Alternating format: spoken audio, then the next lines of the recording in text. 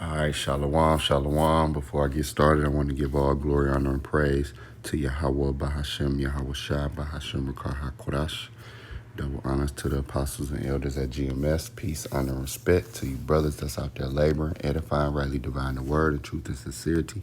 Shalom to you believers out there. Akim Wakim. So, as you can see, on Instagram, I had peeped it first. It says the very contagious tomato flu first detected in India. Here's all you need to know. All right, and then you see now there is a new virus, tomato flu or tomato fever, has emerged in the southern state of Kerala in India among children younger than 5. All right, as per reports, the V has so far been detected in Kollam district of Kerala. Some cases have also been reported in nearby areas of Ankal, or it might be Anchal, Aryankevu, and Nedavathur. All right, and Slaki if I'm pronouncing them wrong. I should have researched the pronunciation.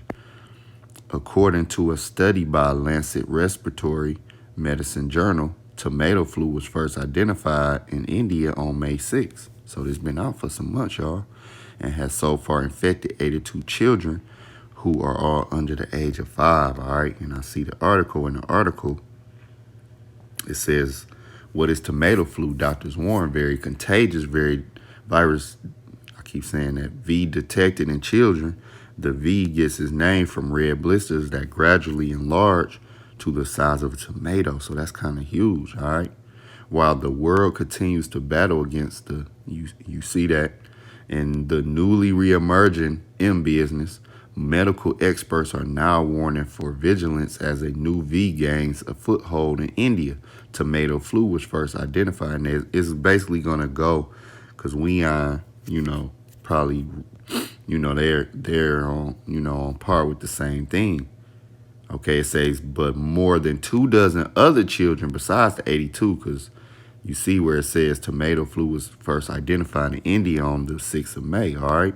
According to the study by Lancet Respiratory Medical Journal, it has so far infected 82 children, all under the age of 5, all right? So it's going to the kids.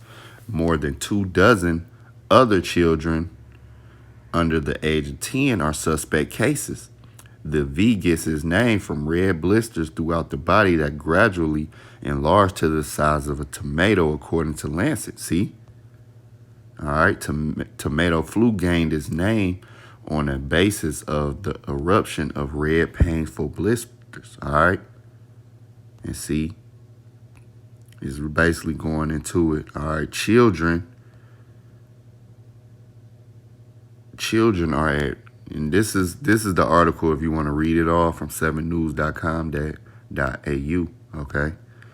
But I'm going to just hit some more key points. It said children are at an increased risk of exposure to tomato flu as the V infections are common in this age group and spread is likely to be through close contact. All right.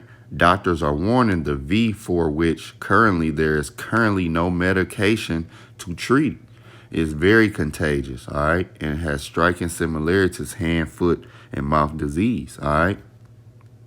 See?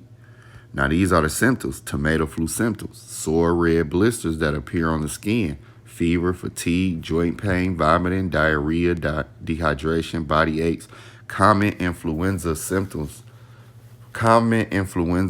symptoms, all right? And you notice all of these got influenza symptoms. Like, if you catch the real flu, you might think you got the C or something, all right?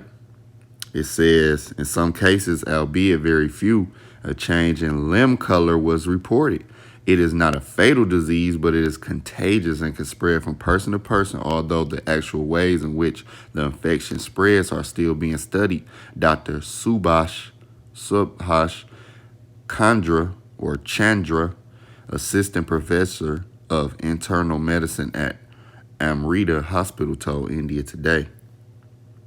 Parents who develop tomato fever should drink plenty of fluids and rest in bed, as it is also advised for other V fevers to keep the body hydrated and well rested. Currently, those who are confirmed to have contracted the V are placed in isolation 5 to 7 days. So I'm just bringing awareness, okay? I don't know what's to come. I'm just bringing awareness to you brothers and sisters out there, all right?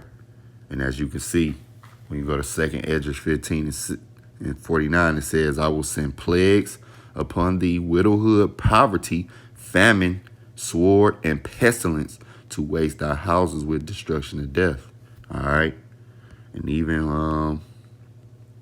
when we go to Matthew 24 and 7, I'm going to start at 6. And ye shall hear of wars and rumors of wars. And we're hearing that.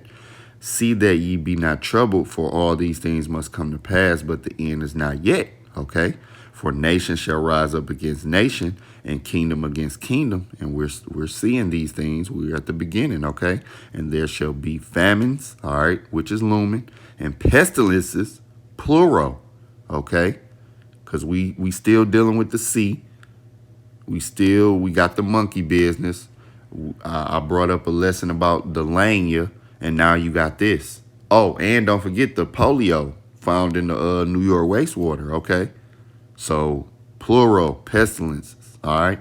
And continuing on in verse 7, and earthquakes in diverse places, we have been seeing that. All these are the beginning of sorrows, all right? So, these are the beginning of sorrows, all right? So, I'm just bringing awareness again, all right?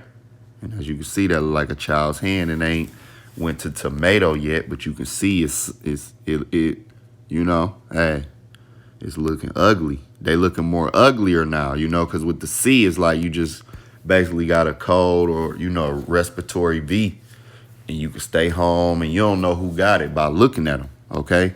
But see, with the monkey and this, you know, hey, and I ain't gonna lie, I was thinking like some time ago, about a year ago, I'm like, watch, it's gonna be stuff worse. And it's gonna ramp up. And I felt that. I had it because it said pestilences, plural. All right. Even though you got even different variants of the C. All right. So I'm just bringing awareness to you, brothers and sisters. I don't know what's to come. Again, like I said, but, you know, let's keep our eyes open. All right.